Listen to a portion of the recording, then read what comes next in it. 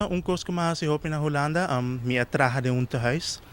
No solamente para ajudar, pero também para dar uma companhia e também para fazer atividade na corrente bio. E curso que me prata com ativo e pessoa que está em comparação com a Aruba, com hopi nanta move, com hopi nanta envolvido em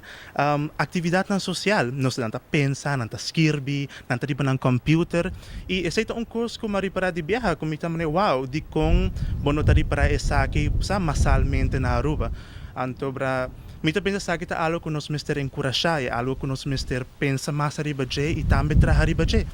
Conscientizar nos bieu não que bom nunca está bieu, eigenlijk, a palavra mas nos bieu não. Nanta pessoa não que bo persigue assim na hopi, tem na idade na hopi alto. Tinha hora botaria bobai se botava pessoa na de 80, mais que 80 anos, tanda belbo, nanda bisaba que foi o caminho da pessoa nanta hopi ativo. E a pessoa não comporta fisicamente nota hopi ativo, nanta mentalmente hopi ativo, qual também é importante. Pessoa bota manter a mente pensando e bota manter a mente vivo e como sa, tudo se não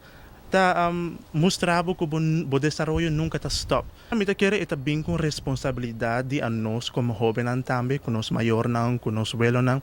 para não permitir ou não largar não sinta antobra sinti nang mes bio sinti kuna no pode nada tá na nós para motivar e força nang um tiki para seguir com o trabalho para seguir mover para seguir assim e no momento que nang não pode fazer algo riba nang mes mas tá na nós para facilitar nang trabalho facilitar uma maneira onde não prossegue não stop se não sigue na uma maneira mais fácil uma maneira mais se boquinha ágil vou pôr é na nós jovem para facilitar esse para nossa grande não é importante para nós saber o valor de nossa grande não que tem ainda quanto não sa quanto ainda não por se nós vai na lugar aqui então para purba incorporar ainda na back aqui dentro nossa comunidade me pensa que tem hope que ainda nos porcinha e hope ainda que portanto nós não sa e ainda falta para que de nós banco de conhecimento histórico.